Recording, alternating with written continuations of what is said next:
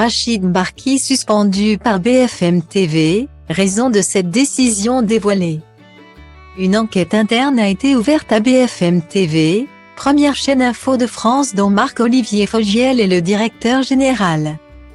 En raison de soupçons visant leur présentateur Rachid Mbarki, figure historique de la chaîne.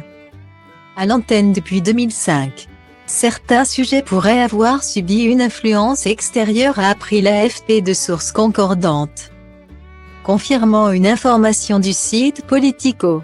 Une enquête interne a effectivement été lancée il y a plus de 2 semaines à la suite d'informations reçues concernant un journaliste qui est désormais dispensé d'activité, pouvait-on ainsi lire dans un communiqué, sans que la raison de ces soupçons ne soit évoquée.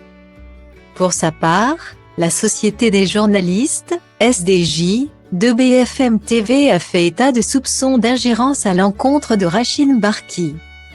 L'enquête vise des infos diffusées dans ce journal de la nuit entre minuit et 4h30 du matin, qui seraient passées à l'antenne sans être validées par la chaîne habituelle, c'est-à-dire le rédacteur en chef.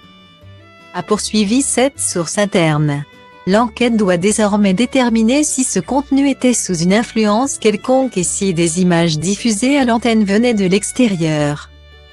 Au centre des interrogations figure un sujet sur un forum économique entre le Maroc et l'Espagne organisé en juin. En lançant le sujet, selon un extrait encore visible sur les réseaux sociaux, Rachid Mbarki indique que ce forum a été rendu possible par le réchauffement des relations diplomatiques entre les deux pays depuis la reconnaissance par l'Espagne du Sahara marocain. Cette expression désigne le Sahara occidental, région contrôlée en grande partie par le Maroc mais revendiquée par le Front Polisario soutenu par l'Algérie.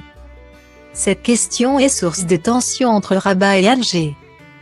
Interrogé par Politico, il a admis avoir utilisé des infos qui, lui, venaient d'informateurs et qui n'ont pas forcément suivi le cursus habituel de la rédaction. Il rajoute, elles étaient toutes réelles et vérifiées, je n'écarte rien. Peut-être que je me suis fait avoir, je n'avais pas l'impression que c'était le cas ou que je participais à une opération de je ne sais quoi sinon je ne l'aurais pas fait.